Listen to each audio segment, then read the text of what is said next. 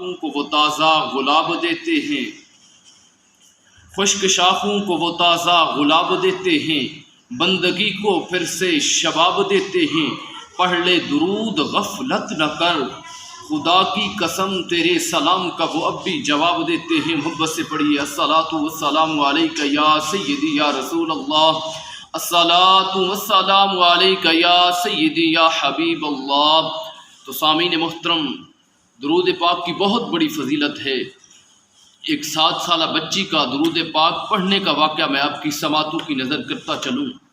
یہ جو دلائل الخیرات کتاب ہے اکثر پیروں کے پاس ہوتی ہے بطور وظائف کے لیے، وہ اگر کسی اپنے مرید کو خلافت دیں تو وہ کتاب اس سے ایز اے تحفہ ایز اے وظیفہ دیتے ہیں کہ تو نے اس کا روزانہ وظیفہ کرنا ہے۔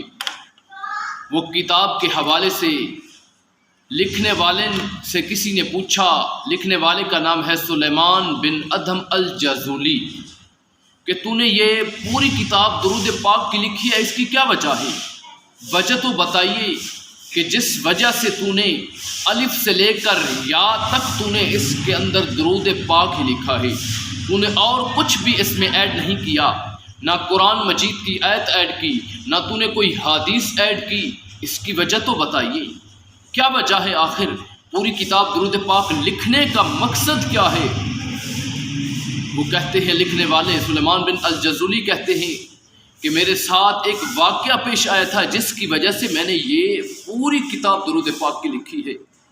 پوچھنے والے نے کہا کہ کیا واقعہ پیش آیا، ہمیں تو بتائیے۔ وہ کہنے لگے، سلیمان بن الجزولی کہنے لگے کہ ایک دن نماز کا وقت ہو رہا تھا، غالباً نماز ظہر تھی یا نماز عصر تھی۔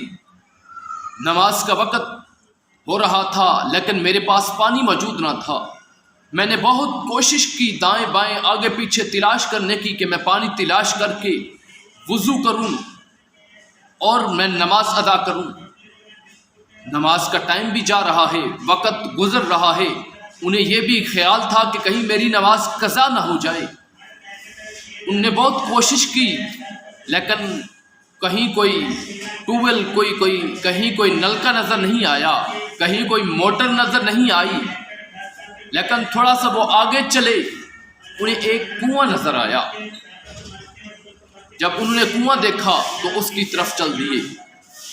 جب وہ کنویں پر پہنچے تو کیا دیکھتے ہیں؟ پانی تو ہے کنویں کے اندر لیکن بہت گہرائی کے اندر ہے، بہت نیچے ہے پانی۔ پھر پریشان ہو گئے کہ اب پانی تو مل گیا ہے، اب میں اسے اوپر کیسے لے آؤں؟ اب کیسے اسے میں اوپر لے آؤں اور وضو کروں؟ نہ ان کے پاس رسی تھی، نہ ان کے پاس ڈول تھا، نہ اور کوئی ان کے پاس طریقہ تھا کہ جس طریقے سے میں پانی اوپر لے آؤں اور وضو کروں اور نماز ادا کروں، نماز قضا نہ ہو جائے۔ انہیں یہ بھی پریشانی لاحق تھی کہ نماز قضا نہ ہو جائے، اور یہ بھی سوچو بچار میں تھے کہ میں پانی کیسے اوپر لے آؤں۔ اسی پریشانی کے عالم میں کیا دیکھتے ہیں؟ اس کنویں کے ساتھ ایک کچا گھر تھا۔ اس کچے گھر کے چھت کے اوپر ایک 7 سالہ بچی کھڑی تھی۔ وہ یہ سارا ماجرا دیکھ رہی تھی کہ ایک علامہ صاحب ہیں، ایک اللہ کے پیارے بندے ہیں، وہ پریشان کھڑے ہیں۔ ان سے پوچھتی ہے کہ اے علامہ صاحب، اے مفتی صاحب، اے پیر صاحب، کیا وجہ ہے پریشان لگ رہے ہو؟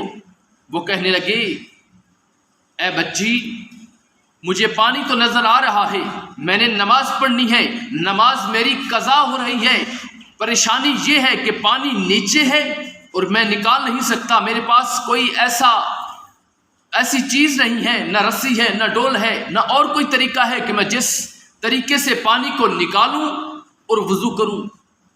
بچی نے کہا، کمال ہو گئی ہے علامہ صاحب، مفتی صاحب، کمال ہو گئی ہے، اتنے بڑے آپ علامہ صاحب ہیں، پورے مصر میں آپ کا چرچا ہے علم کا، آپ کی ولایت کا پورے علاقے میں چرچا ہے، اور آپ سے یہ پانی نہیں نکالا جا رہا، کمال ہو گئی ہے۔ علامہ صاحب کہنے لگے، سلیمان بن ادھم الجزولی کہنے لگے، اے بچی، شاید تو نے میری بات سمجھی نہیں، تجھے میری بات سمجھ نہیں آ رہی، میں کیا کہہ رہا ہوں۔ وہ کہنے لگے پانی تو ہے اس میں لیکن کافی نیچے ہے، میرے پاس کوئی ایسا آلہ نہیں ہے، کوئی ایسا ہتھیار نہیں ہے کہ میں اس پانی کو نکالوں اور وضو کروں۔ بچی نے کہا تھوڑا رکیے، میں آپ کو بتاتی ہوں کیسے پانی نکالنا ہے۔ بچی تھوڑا سا آگے ہوئی، چھت کے آخری کونے پر گئی، بچی تھوڑا سا جھکی۔ جب تھوڑا سا جھکی بچی نے کنویں کے اندر اپنا تھوک پھینکا۔ جب بچی نے تھوک پھینکا تو جو کنویں کا پانی نیچے تھا سارا اوپر آ گیا۔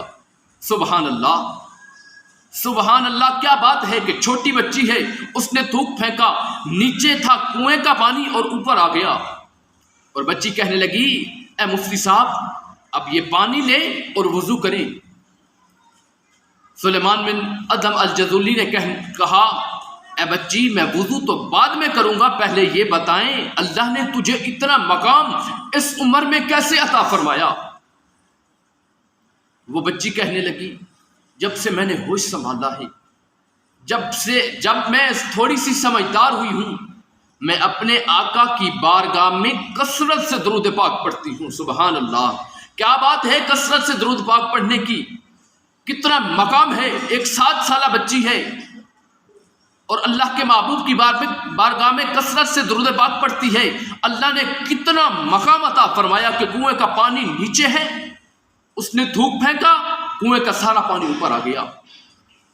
تو سلیمان بن ادھم الجذولی کہتے ہیں اسی لیے میں نے درود پاک کی وہ کتاب دلائل الخیرات الف سے لے کر یا تک اس میں سارا درود اس لیے لکھا کہ درود کی بہت ہی فضیلت ہے، درود کی بہت ہی برکت ہے۔ تو احباب ذی وقار، وہ 7 سالہ بچی تھی جو اللہ کے محبوب کی بارگاہ میں کثرت سے درود پاک پڑھتی تھی۔ کیا آج ہم اگر اپنے اللہ کے پیارے محبوب حضرت محمد مصطفیٰ صلی اللہ علیہ وسلم کی بارگاہ میں کثرت سے درود پڑھیں، کیا ہماری پریشانیاں دور نہ ہوں گی؟ کیا ہماری مشکلات آسان نہیں ہوں گی؟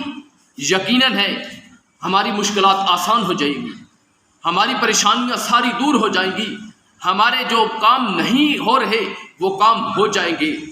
تو احباب ذی وقار کوشش کیا کریں، درود پاک کی کثرت کیا کریں۔ تو علماء کرام فرماتے ہیں کہ درود پاک کی کثرت اسے کہتے ہیں کہ جو بندہ ایک دن میں 313 مرتبہ اللہ کے محبوب کی بارگاہ میں درود پاک پڑھتا ہے وہ کثرت میں شمار ہو جاتا ہے۔ 313 کتنا ٹائم لگتا ہے؟ یقیناً 10 منٹ لگتے ہوں گے زیادہ سے زیادہ۔ ہم دنیا کے کام کاج کے لیے سارا دن نکال لیتے ہیں، اپنا کام ہو پورا دن کرتے ہیں، موبائل چلانا ہو، ٹی وی دیکھنی ہو اور کچھ کرنا ہو، ہم سارا دن ساری رات گزار دیتے ہیں۔ کیا ہم اللہ کے محبوب کی ذات کے اوپر درود پاک پڑھنے کے لیے 10 منٹ نہیں نکال سکتے؟ یقیناً ہم نکال سکتے ہیں۔ تو احباب ذی وقار اللہ کی بارگاہ میں دعا ہے کہ اللہ پاک ہمیں کثرت سے اپنے محبوب کی بارگاہ میں درود پاک پڑھنے کی توفیق عطا فرمائے۔ آمین۔ وما علینا الا البلاغ المبین۔